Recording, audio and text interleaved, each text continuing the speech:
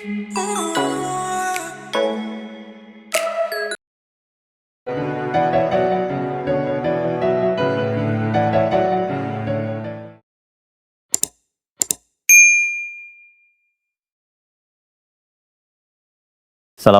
warahmatullahi wabarakatuh. Alhamdulillah wassalatu wassalamu ala Rasulillah wa ala alihi wa sahbihi wa man walah wa ba'd. Saudara-saudariku, semoga hari ini kita diberikan kekuatan, kesehatan dan ridha Allah Subhanahu wa taala dalam menjalani kehidupan sehingga semua bukan hanya berjalan lancar tapi juga diberkahi oleh Allah Subhanahu wa taala. Ciri aktivitas yang berkah itu muaranya manfaat. Lisan bertutur beraktivitas. Bagaimana lisan yang disukai oleh Allah? Maka kata-katanya melahirkan manfaat. Kata-katanya keluar baik. Kaki melangkah bila berkah, itu melangkah ke tempat yang baik. Demikian karya-karya pun. Anda boleh jadi desainer. Desainnya disukai Allah enggak? Jangan sampai mendesain sesuatu yang Allah enggak suka. Dunianya dapat, tapi bekal akhiratnya tereduksi di dalamnya. Demikian pekerjaan yang Anda lakukan. Kalau bisa, konsepnya kan sangat ideal. Quran surah kedua ayat 201. Wa minhum may yaqulu rabbana atina fid dunya hasanah wa fil akhirati hasanah. Jadi mengejar akhirat itu konsepnya bukan meninggalkan dunia. Justru mengkreasikan dunia sehingga dia punya value akhirat. Kalau berniaga, silahkan sukses-suksesnya, sekaya-kayanya. Dan konversikan kekayaan itu untuk mencari bekal yang Allah sukai. Wujudnya bisa macam-macam. Dengan kedudukan setinggi-tingginya. Sehingga bisa membuat kebijakan-kebijakan yang Allah senangi. Dengan ilmu seluas-luasnya. Sehingga banyak manfaat yang kita niatkan sebagai ibadah karena Allah. Dan tenaga sebaik-baiknya. Mungkin ada yang di suara, mungkin ada yang di tangan, di kaki. Bilal kan cari surganya dengan suaranya. Dengan adzan, bukan dengan harta. Bilal ditawari jadi hakim agung sepeninggal Nabi. Setaraf ketua MA gitu ya. Itu ditolak oleh beliau dengan halus. Karena beliau passionnya memang menggunakan suara. Bukan menggunakan yang lainnya. Baik. Saya minta maaf dalam dua hal. Yang pertama, saya agak pilek hari ini. Karena memang beberapa kegiatan kemarin agak padat. Yang kedua, kita akan agak sedikit cepat. Karena kami ada agenda safar hari ini. Karena itu kita agak berbeda, mungkin agak lebih cepat dan supaya waktunya lebih efektif. Seperti yang pernah kita sepakati bersama di bulan yang lalu, bahwa kajian kita akan terfokus pada pembahasan seputar sholat. Saya sudah buatkan kurikulumnya untuk sepanjang kajian ke depan, sehingga tahu apa yang mau dibahas, materinya sampai dengan waktunya. Mungkin nanti saya akan koordinasi dengan Mas Dimas atau dari musyawarah, kirimkan email.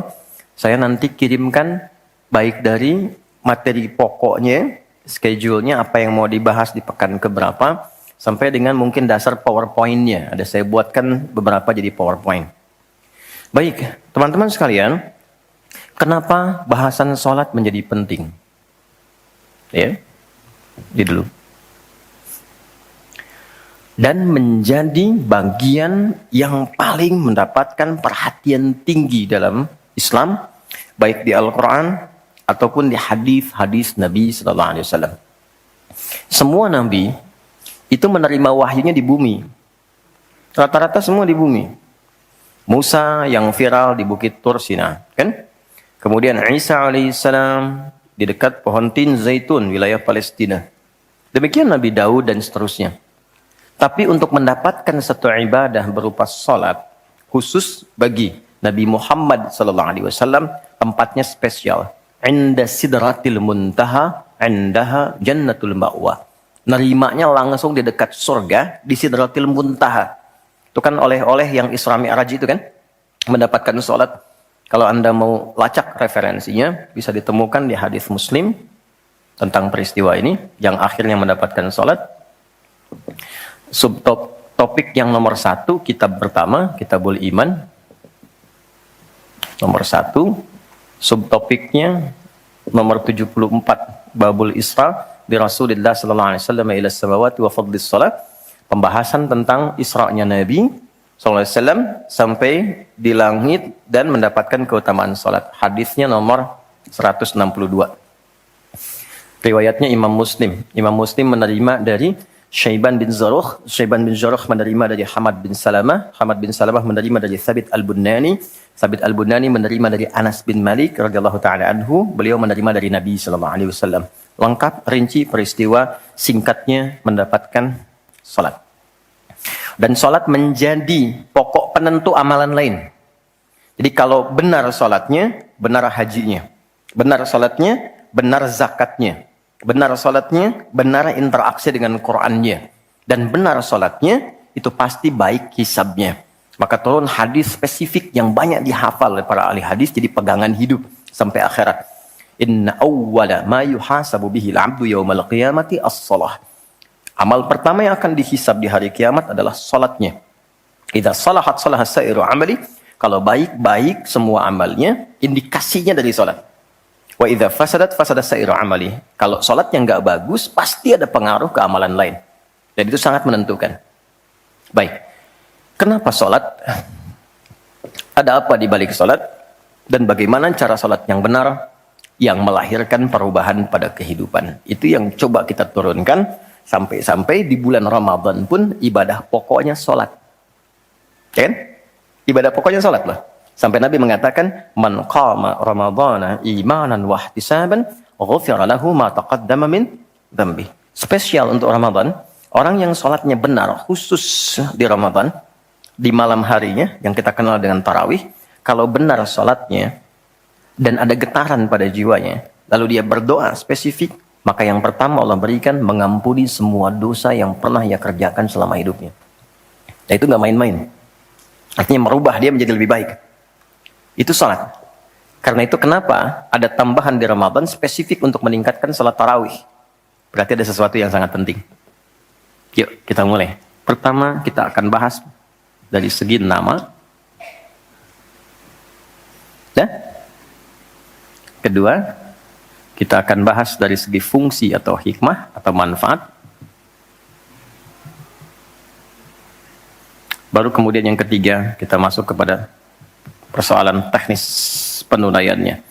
Baik bacaan, cara, makna. Kita belajar dari mulai menunaikan, bacaannya apa, maksud dari itu apa. Ya. Baik, kita mulai cepat. Salat. Apa itu salat? Doa. Apalagi? Kenapa doa disebut salat? Kenapa nggak disebut doa aja? Apa itu salat? Doa. Apa itu doa? Salat. Oke, yuk kita urutkan dari segi katanya dulu. As-salah, kurang lebih begini. Nanti ada versinya, ada yang pakai waw, itu ujungnya nanti kembali ke alif. Ini ya. Teman-teman, salat itu seakar dengan kata silah. Silatun. Seakar verbnya, kata kerjanya dengan kata wassala. Wusul. Silah dalam bahasa Arab artinya sesuatu yang terhubung kuat sehingga dengan erat dan kuatnya ini sulit dilepaskan. Pernah dengar silaturahmi? Ya kan? Kenapa disebut dengan silaturahmi? Karena ada hubungan perhatian kasih yang dalam sehingga dimanapun dia masih tersambung untuk memperhatikan. Jadi silaturahmi itu bukan begini, bukan Anda kumpul menyapa di teman yang hadir. Itu bukan silaturahim. Anda menyapa orangnya ada, wajar, orangnya masih ada. Tapi ketika Anda pulang, Anda mendoakan dan support pada kebaikan, itulah silah namanya. Nah, hubungan yang melatih kita supaya terus terhubung dengan Allah, sehingga tak terpisahkan pengawasan Allah kepada kita, perlindungan Allah kepada kita, pemberian Allah kepada kita di setiap waktu dan tempat dimanapun, itu dinamakan dengan sholat namanya. Karena itu, ciri keberhasilan orang yang sholat, yang pertama kali dapatkan, adanya konektivitas dengan Allah. Sampai dia koneksinya ke Allah. Karena itu disebut wusul. Kenapa secara fikih dinamakan dengan doa? Karena saat berdoa kan terkoneksi dengan Allah. Ya kan? Nah, doa yang terkoneksi secara formal kepada Allah itu disebut dengan sholat. Quran surah keempat, dalilnya An-Nisa ayat 103. Quran surah 4 ayat 103. Paling kanan agak sedikit ke atas tuh di mushaf standar. Fa'idza qadaytumus sholata. Maka jika Anda telah tuntas mengerjakan sholat, fadhkurullaha. Maka cirinya dia akan cepat terkoneksi kepada Allah. Itu pengertian hikmahnya. Kalau pengertian fikihnya, habis sholat cepat zikir. Zikir itu artinya terkoneksi, nyambung. Kenapa setelah sholat ada zikir lagi yang menyambungkan? Karena ada orang yang sejak saat sholat belum nyambung dengan Allah. Itulah sebabnya nanti kita akan belajar. Masih merasakan nggak? Pernah nggak begini? Sebelum sholat mau fokus nih, tapi begitu takbir, Allahu Akbar. Yang akbar di lisan Allah, tapi yang akbar di pikiran, project. Ya, status belum diupdate. Nyimpan sendal di mana, jemuran belum diangkat, ya kan? Ya, pernah nggak suasana itu hadir? Nah kan, nanti kita akan belajar. Nah, kalau akumulasi semua ingatan itu mengganggu khusyuk kita sehingga kadar khusyuknya kecil dan belum terkoneksi dengan Allah setelah sholat, maka coba zikir sampai nyambung. Idealnya ketika sholat selesai, itu punya konektivitas dengan Allah, nyambung. Ingat Allah. Qiyaman. Baru dia berdiri jalan sudah ingat Allah. Makanya kalau ada orang keluar dari masjid dan dia nyambung dengan Allah, itu mustahil tertukar sendal. Oke? Karena saat dia pakai, dia merasa diawasi Allah. Ya Allah, salah. Bukan punya saya. Yang saya yang itu rupanya dia pakai, padahal dia ke masjid nggak pakai sendal. Ini memang ada yang salah dengan sholatnya. Oke, balik ke sini. Maka kalau dia berjalan jalannya baik, kalau dia duduk bekerjanya baik, gak mungkin maksiat, gak mungkin menyentuh yang salah, karena saat dia menyentuh dia merasa dilihat Allah. Itu yang disebut dengan ihsan namanya. Di orang yang punya koneksi dengan Allahnya kuat, itu akan mudah menjalani kehidupan. Anda punya koneksi dengan teman-teman yang punya kedudukan tertentu, aksesnya mudah kan? Anda punya koneksi dengan Allah, apa yang sulit bagi Allah? Masalah dikecilin, bukan nggak dapat masalah. Masalahnya sama, bagi orang lain besar, bagi si fulan kok ringan. Karena sebelum mendapatinya, akses dia ke Allah tinggi, Allah ringankan untuk diterima di hatinya. Dilapangkan hatinya sebelum menerima persoalannya. Jadi ketika menerima persoalan, dia tinggal senyum aja, selesai. Macet, yang lain gelisah. Alhamdulillah macet. Bisa hafalan dulu, bisa baca dulu, bisa mengerjakan yang lain dulu. Ini semua dibaca dengan nyaman karena konektivitas yang tinggi dengan Tuhan. Jadi ternyata ketika diminta menunaikan ibadah salat, ada hal yang sangat besar yang Allah ingin berikan kepada kita semua. Saya ingin tanya teman-teman, berapa waktu yang Allah mintakan kepada kita untuk menunaikan salat? Berapa? Tiap hari kita kerjakan. 5 kan? 5 kan? Nomor koneksi dengan Allah. Masih ingat nomornya? 24, 4, 3, 4. Klik. Naik. 2 subuh, 4 duhur, 4 asar, 3 maghrib, 4 isya kan? Ayo bikin status. Ya kan? 5 waktu kan? 5 waktu kan? Kenapa 5 waktu? Salah satunya, karena di dalam Quran diisyaratkan orang yang benar salatnya, sesuai yang dengan yang diajarkan Nabi, sesuai yang diisyaratkan Quran, akan mendapatkan 5 kemuliaan dalam hidupnya yang tidak didapatkan oleh orang yang tidak sholat. 5 ini. Itu yang coba kita akan keluarkan. Itulah sebabnya kenapa sholat sangat ditekankan, kenapa sholat diwajibkan. Karena Allah mewajibkan kita mendapatkan semua kebahagiaan dan kesuksesan yang kita ingin raih dalam kehidupan. 5 ini. Yuk kita mulai. 1. Izinkan saya memulai dari sini supaya kita punya motivasi untuk menunaikan sholat. Jadi kalau nggak tahu yang 5 ini, cara pandangnya kepada sholat jadi beban. Baru aja zuhur, dasar lagi. Baru maghrib, udah isya lagi. Ya kan? Nah, ayo isya. Tadi kan udah maghrib. Ya kan? Pernah merasakan itu? Karena cara pandangnya menilai sholat sebagai beban. Padahal ketika Allah wajibkan, itu cara mewajibkannya bukan sebagai beban, sebagai motivasi yang mengantarkan pada keindahan. Satu, kita cepat. Quran surah ke-20 di ayat yang ke-14. Tafsirnya Quran surah 13 ayat 28. Satu paket.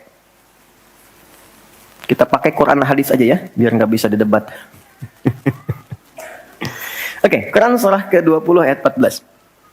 Innani anallahu la ilaha illa ana fa'budni wa aqimis salata li dzikri. Sayalah Allah, kata Allah. La ilaha illa ana. Gak ada Tuhan yang layak dipertuhankan kecuali saya. Ini kalau kita belajar ngaji tentang tauhid, ya, belajar mengaji tentang dasar keyakinan, akidah. Ini ayat yang paling real, yang paling mudah dipahami, yang paling kuat pengakuannya. Saya coba mengumpulkan koleksi beberapa kitab-kitab yang disucikan. Saya kumpulkan, nggak ada satupun kecuali di Quran yang tegas mengatakan, Tuhannya langsung mengatakan, tidak mewakili perwakilan. Sayalah Allah, satu-satunya yang dipertuhankan, sembah saya. Coba di Quran. Kita simpan ini dalam bab tauhid. Sekarang kita teruskan. Bagaimana cara menyembahmu ya Allah? Fa'budni wa aqimis sholata lidzikri. Tunaikan salat. Ya, sebagai pembuktian penyembahan kepadaku. Lidzikri. Untuk mengoneksikan dirimu denganku. Satu, salat adalah pembuktian sebagai hamba. Pembuktian iman. Pelan-pelan. Yang pertama, teman-teman sekalian, ketika Allah menerangkan fungsi salat yang pertama untuk membangun konektivitas yang kuat dengan Allah, itu ternyata dasarnya bukan materi, bukan kedudukan, tapi penghambaan. Supaya engkau membuktikan diri engkau itu hambaku, sembahku, lewat salat. Jadi kalau ada orang yang mengatakan, Tuhanmu siapa? Allah, tapi dia nggak mau sholat, itu kata Nabi, belum sempurna kebertuhanannya kepada Allah. Ya, al-farqu bainal mu'min wal kafir, tarku sholat, kata Nabi. Perbedaan orang yang mengaku beriman dengan yang belum beriman, dilihat dari sholatnya. Jadi kalau dia sudah menunaikan sholat, itu pembuktian keimanannya kepada Allah, kebertuhanannya. Jadi kalau ada orang mengaku muslim, dia belum menunaikan sholat, maka dipertanyakan keimanannya. Karena itulah kemudian kata sholat disebut juga di Al-Quran dengan kata iman. Buka Quran surah kedua ayat 143. Lihat di pertengahan. Wa ma kana Allahu liyudhi'a imanakum.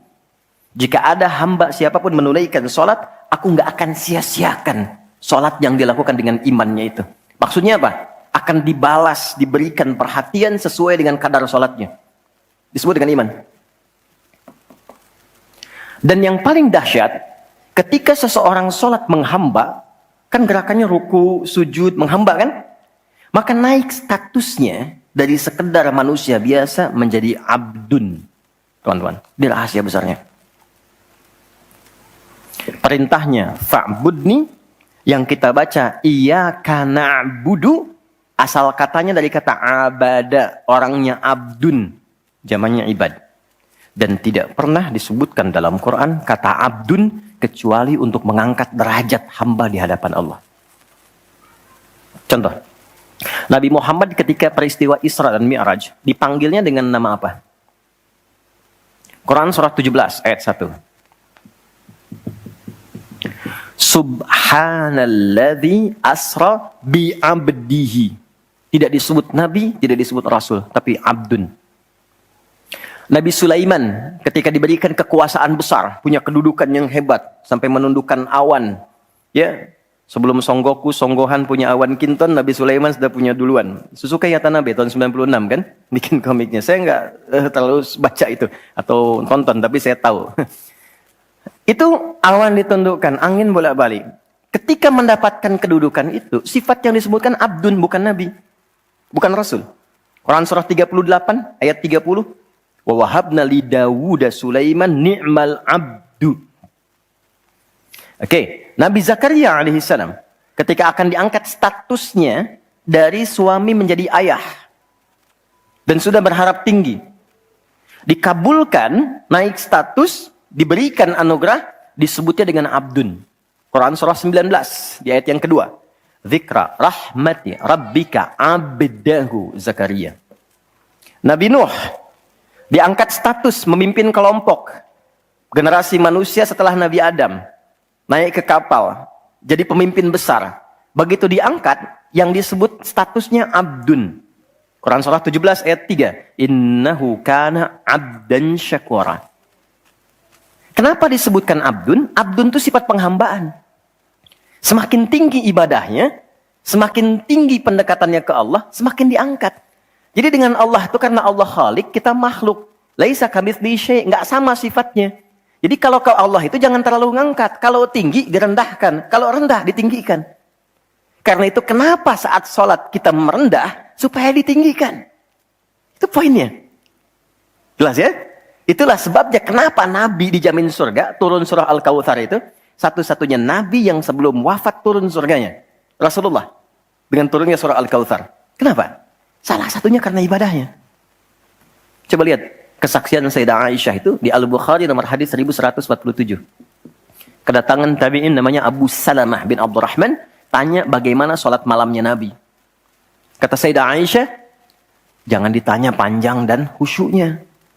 Panjang dan bagusnya. Beliau memang sholatnya 4 rakaat di awal. Tapi jangan tanya panjang dan bagusnya.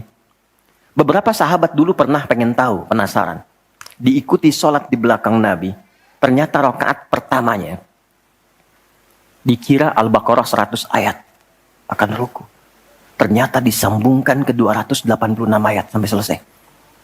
Dikira setelah selesai akan ruku. Ternyata Alif Lam Mim lagi. Ali Imran sampai selesai. 200 ayat. Dikira ternyata setelah la'alakum tuflihun 200 ayat Ali Imran akan ruku. Nyambung An-Nisa 176 ayat. Baru kemudian ruku setelah 5 juz 4 halaman. Ruku. Besoknya orang-orang ini nggak ikutan lagi. Udah. Lain memang levelnya. Salam. Tersentuh kaki Nabi itu dengan tangan Sayyidah Aisyah. Ini menunjukkan sederhana kehidupannya. Bayangkan kan, suami sholat, istri tidur, nyentuh bagian kaki. Kira-kira tidurnya, alasnya di mana tuh? Nabi besar loh, ahli surga, hebat, pemimpin besar. Kehidupan demikian. Tapi kalau sedang beramal, kaya. Sodakoh, kaya. Sholat, kaya. Kakinya bengkak. Kata Sayyidah Aisyah, kenapa begini ya Rasulullah? Alam takun madmunah, alam takun ma'sumah. Engkau kan dijamin surga, surahnya sudah turun. Engkau dijaga dari kesalahan maksum. Jawabannya ringan sekali. Afala akunu abdan syakura, abdun. Apa enggak boleh aku menjadi hamba yang bersyukur? Ternyata syukur itu kalau dulu para nabi itu pakai ibadah. Jadi kalau dapat nikmat nih teman-teman, ini rahasia hari ini ya. Di antara kita saja ya. Karena saya nggak bagi di yang lain nih, cuma di sini nih. Ya.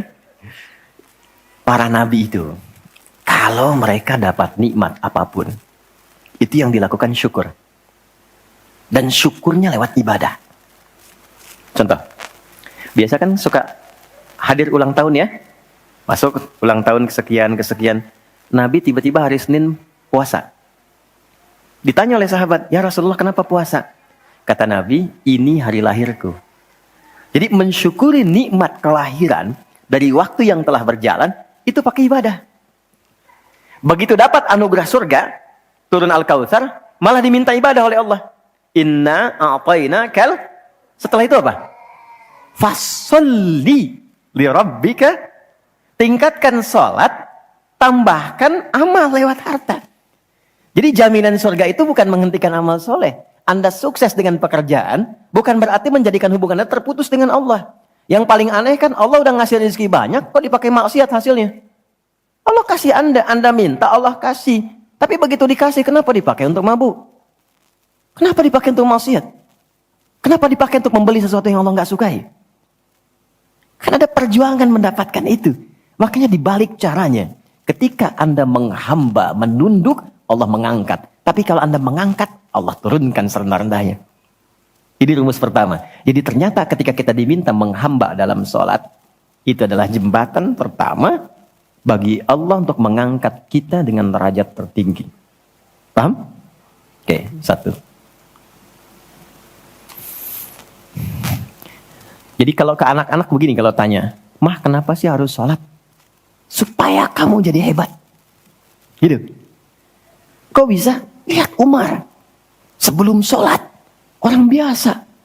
Kerjanya begini, cuman jalan-jalan, mabuk dan sebagainya. Tapi setelah sholat, dia jadi pemimpin yang sangat hebat. Dia hafal sekian bahasa. Dia dirikan sekolah-sekolah. Pemikirannya hebat, tangguh orangnya. Di mana-mana dikagumi. Itu. Kalau ada karyawan Anda bertanya, kenapa Pak harus sholat? Supaya kita makin sukses proyeknya. Makin banyak omsetnya. Coba lihat Abdurrahman bin Auf. Bukankah sebelum dia sholat dia kaya tapi biasa, malah hilang kekayaannya. Tapi setelah dia sholat dan dia praktekkan makna-makna dalam sholat, meningkat level kekayaannya sampai yang ketiga tertinggi. Dari kaya, kaya banget, kebangetan kayanya.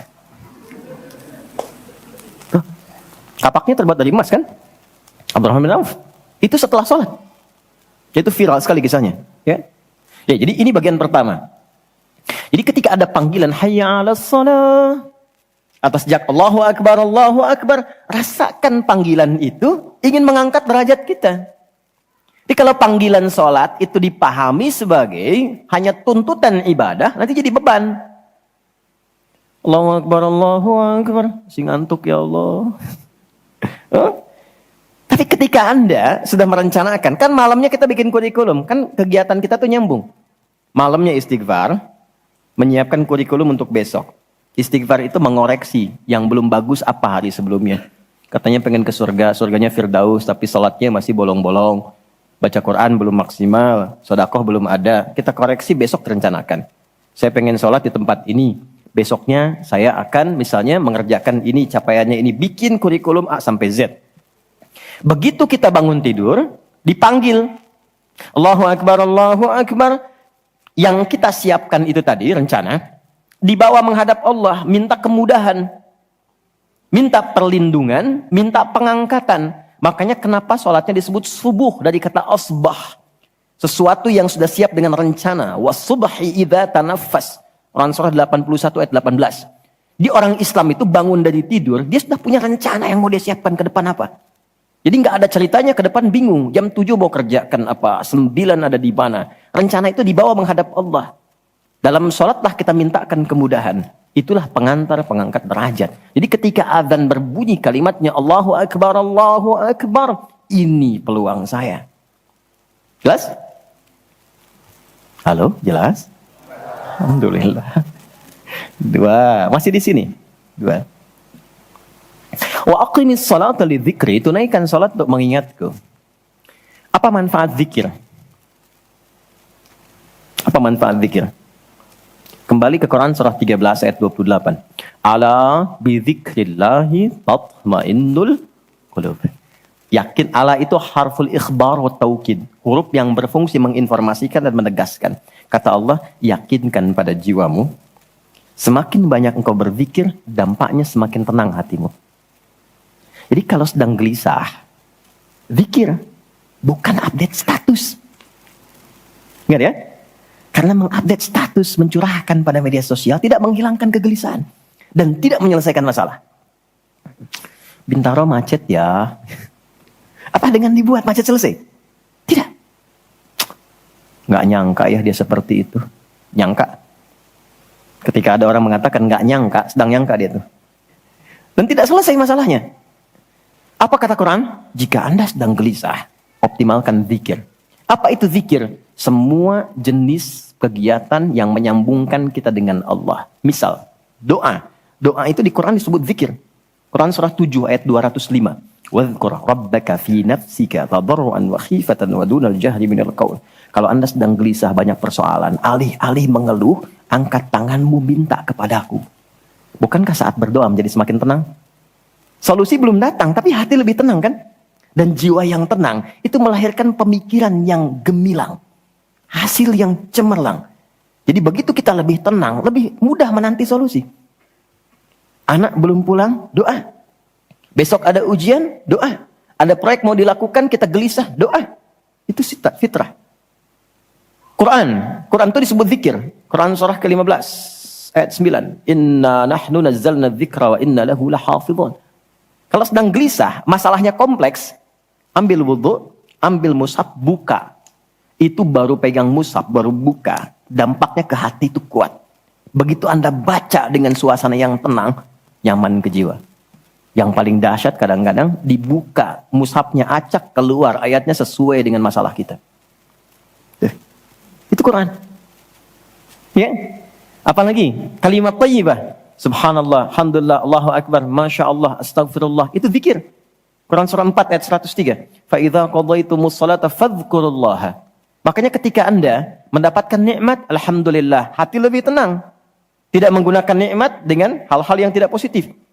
Ada sesuatu, astagfirullah. Ada keluhan, ya Allah. Lebih tenang. Akumulasi semua bentuk zikir itu ada dalam salat. Di salat ada subhanallah? Ada. Ya. Di salat ada alhamdulillah? Ada. Di salat ada Allahu akbar? Dibuka dengan takbir. Di salat ada Quran? Ada. Al-Fatihah, Quran. Kita salat baca Quran. Apa lagi? Apakah di salat kita kemudian membaca kalimat thayyibah? Baca. Berdoa? Iya, isinya semua doa. Maka ketika semua jenis zikir dikumpulkan, itu berubah menjadi salat. Dan kalau satu zikir saja membuat tenang, apalagi salat. Makanya salat itu jangankan ibadahnya, tempatnya saja bikin tenang. Coba teman-teman, ikhwan ya. Anda ada masalah nih di kantor, mampir ke masjid. Itu buka pintu masjid baru masuk, sudah tenang. Enak. Makanya saya sering katakan, sering share dengan beberapa kawan, Anda kalau sedang kerja, coba pulangnya jangan langsung ke rumah. Mampir ke masjid dulu. Yang terdekat ya dengan rumah. Yang terdekat. Mampir ke masjid, sholat 2 rakaat. Di situ sampaikan, ya Allah, aku telah berikhtiar seperti apa yang telah Engkau perintahkan. Dan aku bertawakal akan rezeki yang telah Engkau tetapkan. Itu begitu Anda selesai berdoa pulang, yang dibawa ke rumah aura masjid bukan aura kantor. Dan istri anak-anak di rumah mendapatkan ketenangan yang sempurna. Jadi nerima antum itu nerima dalam keadaan yang penuh dengan ketenangan. Jadi ketika menyambut anak, ayah, papa, papi, buya, antumnya tuh udah enak nerimanya. Coba kalau nggak percaya, rasakan itu. Ke masjid tuh beda. Dibanding rumah sendiri, rumah Allah lebih tenang kan? Itu baru tempatnya. Dan puncaknya Ka'bah. Yang menjadi kiblat. Itu ada di Quran, surah kedua, ayat 125. Wa idh ja'alnal baita mathabatan linnasi wa amna. Dan pelajari, pahami, renungi. Ketika aku tetapkan dengan keagunganku, Ka'bah pusat ibadah yang menenangkan. Sebanyak apapun Anda punya kesulitan, depan Ka'bah itu ngalir air mata, tenang aja. Gitu. Pancarannya masjid. Ya. Masya Allah ya. Nah, amalannya sholat. Jadi ambil suasana itu, bawa ke dalam diri kita untuk menghasilkan apa yang kita harapkan. Yang kedua, di intinya kalau sedang tidak tenang, gelisah, ada persoalan, atau bahkan ya, untuk menentukan satu urusan. Kalau Anda bingung, merasa ada saingan yang tidak sehat, merasa ada orang-orang yang mungkin mengganggu, lakukan sholat sebelum berangkat. Tahu Imam Al-Bukhari ya? Beliau menulis Sahih Al-Bukhari kan? Itu sebelum menulis setiap satu hadis, sholat 2 rakaat. Kalau tenang, baru dituliskan. Tidak tenang, beliau sholat kembali.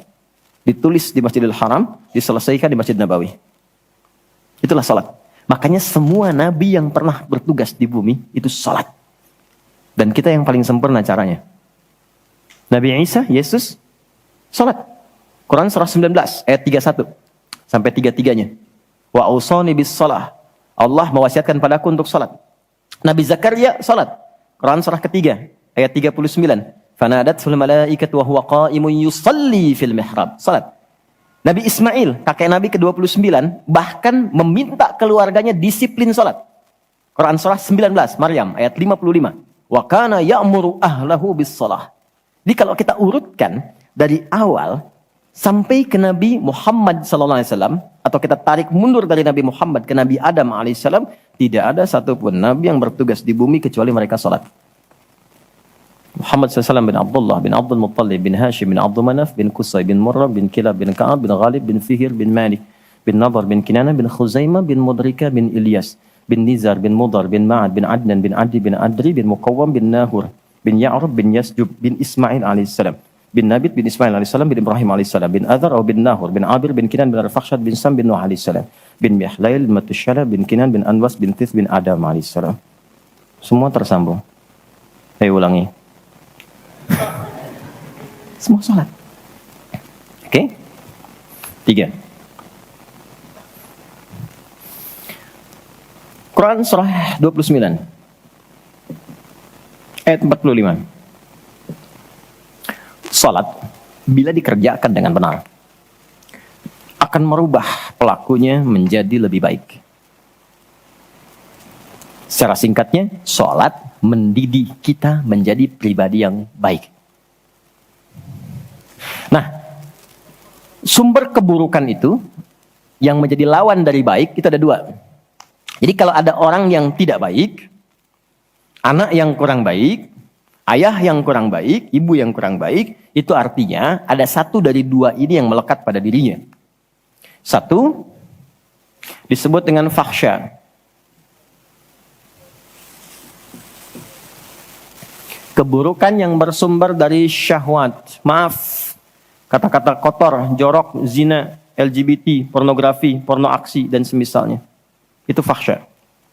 Jadi nggak mungkin orang sholat, kata-katanya jorok. Perilakunya menyimpang. Nggak mungkin.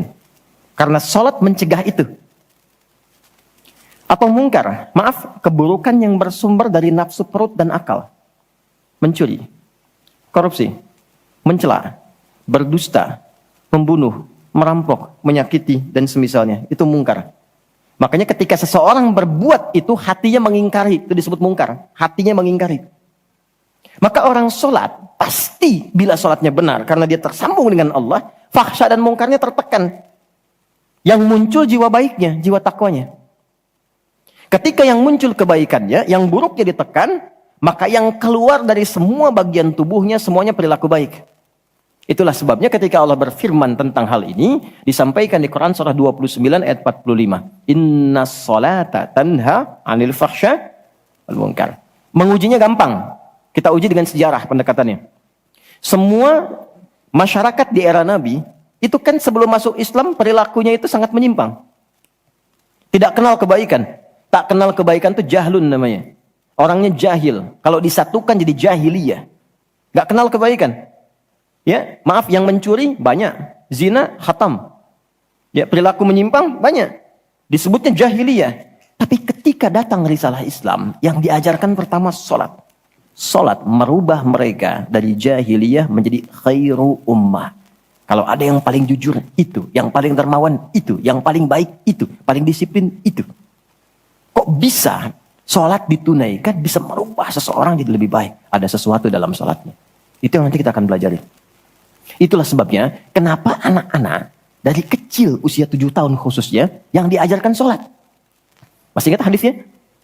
Ya, saat anak berusia 7 tahun ajarkan sholat. 10 tahun dia masih malas, beri pelajaran yang membuat dia mengerti. Bukan berarti harus memukul ya. Kalau di Arab adatnya begitu, itu biasa. Doroba itu memberi pelajaran maksudnya. Kurangi uang jajannya, berikan pelajaran yang baik kepada dia supaya mengerti kenapa mesti sholat. Kenapa dari usia 7 tahun? Supaya anak itu tumbuh jadi baik. Itu maksudnya. Cuma anak sekarang advance. Gen Z yang sekarang itu sebelum sholatnya sempurna, TK sudah manasik ya. Enggak apa-apa sih, cuma ini maksimal dulu yang kedua ya. Oke, 4, saya cepat karena waktu kita terbatas. 4. Sholat bila dikabulkan, bila dilakukan dengan benar. Saya ulangi, salat bila dilakukan dengan benar, sesuai isyarat petunjuk Al-Quran dan contoh yang disampaikan Nabi, maka bisa mempercepat terkabulnya doa. Oke? Mempercepat terkabulnya doa. Itulah kenapa secara bahasa salat disebut doa. Kalau benar mengoneksikan diri kita dengan Allah sang pengabul doa, koneksinya cepat, sinyalnya kuat, itu nggak ada sekat, menggoncang aras, langsung dikabulkan. Dan nggak ada jeda. Oke, Quran langsung, surah ketiga, ayat 38 sampai 39. Surah 3 Ali Imran, ayat 38 sampai 39. Kita belajar dari kisahnya Nabi Zakaria alaihi salam. Contoh kecil sekali. Secara singkat sudah berumah tangga, sudah sekian lama, rambut sudah memutih, fisiknya sudah letih, itu dilukiskan di surah Maryam nanti, ayat 1-9 kita dapati. Istri divonis secara medis, nggak mungkin punya keturunan.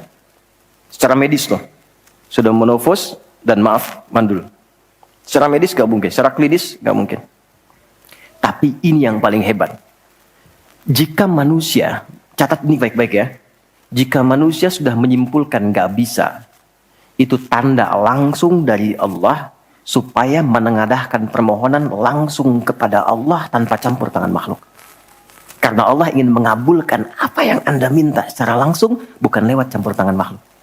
Baca itu. Dan pahami untuk tidak putus ikhtiar.